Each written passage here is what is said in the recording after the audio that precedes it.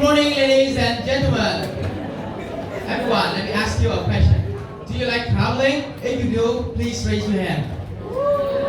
I see a lot of you love traveling, right? So, there are two opinions on this topic.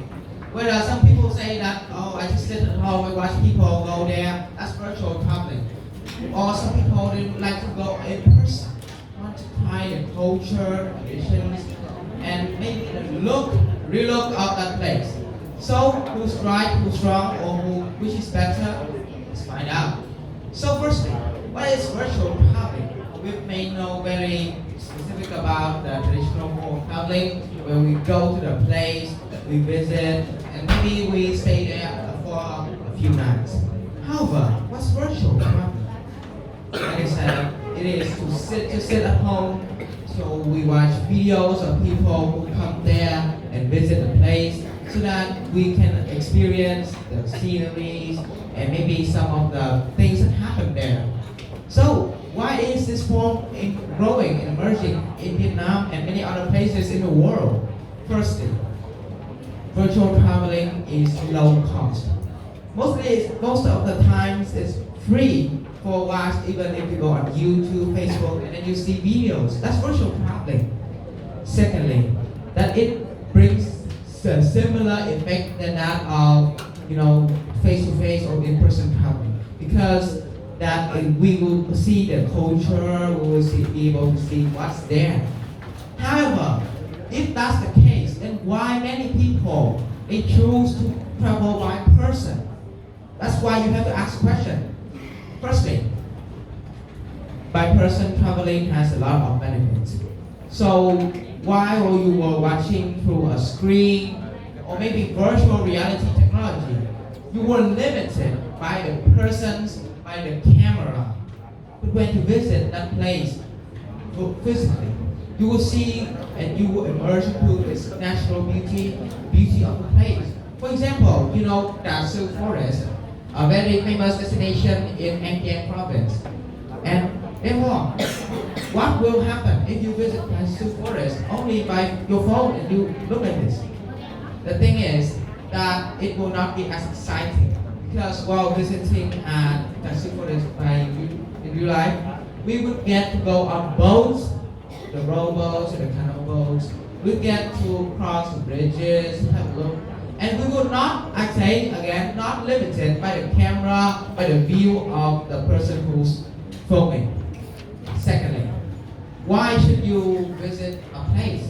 It's because that when visiting it, we will be more detailed into the destination's information. For example, I grew up in Golden hometown, which is Mỹ Hòa Hưng Island. And I come to that place very regularly. But some of my friends, when they visit the place, they were surprised because while they were watching on TV, on their phone, they didn't know much about his life, his career. And when they visit the place themselves, they get to see, oh, the boat that he went on from Cô Đảo back. Oh, this is the boat that he robbed and then he take all the prisoners. And yeah, all of the. And thirdly, there are many fun activities at famous places. Like I said, we're going on boats, or for example, taking pictures of yourself. A lot of people, and especially women, girls, really like to take pictures, and that's a great time to do that. Fourthly, there's something that you can bring back to your relatives. For example, souvenirs and many other artifacts from that place. So to sum up, I am a really frequent traveler. My family usually go to many places, and I really love to find about the culture, the history of a famous destination, of a historical place, and therefore, I would love to travel in person more. However, virtual traveling is something that I would do first before I visit a place, so that I know more about the information. And then when I come, I would know where to go, what to do, etc. So using what form of traveling, it depends on you. But I've listed out some of the advantages and disadvantages of both forms. Thank you for your listening.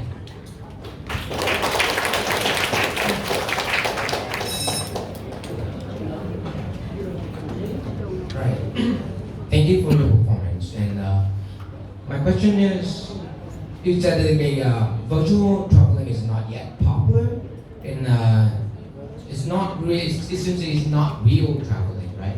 So what improvement should be made to virtual traveling to make it like more popular in the future?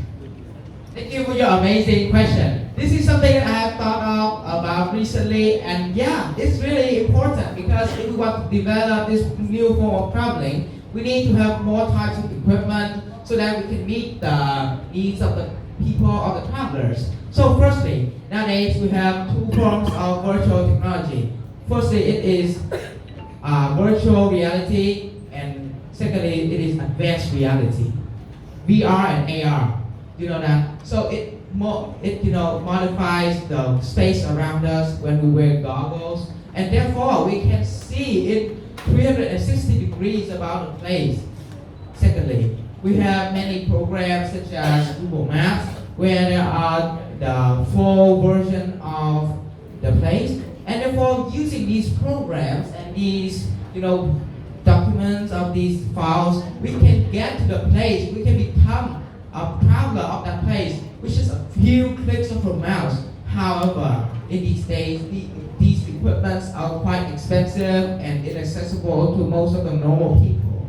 So therefore, my solution to the problem, which is to make this more accessible by reducing the price and maybe utilizing its ability. For example, in educational environment, teachers can take their students into famous historical places, for example, so that they do not need to take time and money to do that. And I believe that this is a really promising move. Yeah, thank you for your question. I have another question for you. So, do you think that traveling is only for the rich, not for the poor? Again, thank you for your great question. So, I do not think that it's so, because there are many forms of traveling. We have relaxing traveling, or we have a lot of cheap tours.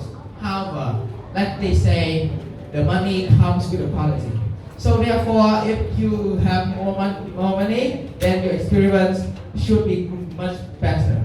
However, I say that in this new age, it's not only for the rich or the wealthy anymore. Anyone can join and anyone can travel with a lot of fun, joy, and yeah, I think that it's great because now it has been accessible to more and more people. We know more about the world, and that's when we know why we should try more to achieve more goals. Because if we only stay in a place for a very long time, we would not have a big vision about how's the world working, and should we try more and more to achieve better results. But when we get to travel, we get to know the world is functioning, how is it working on, and that's when we get the motivation to improve our life.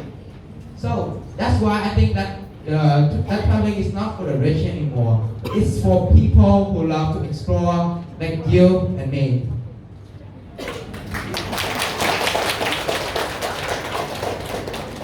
Thank you very much for the amazing speech.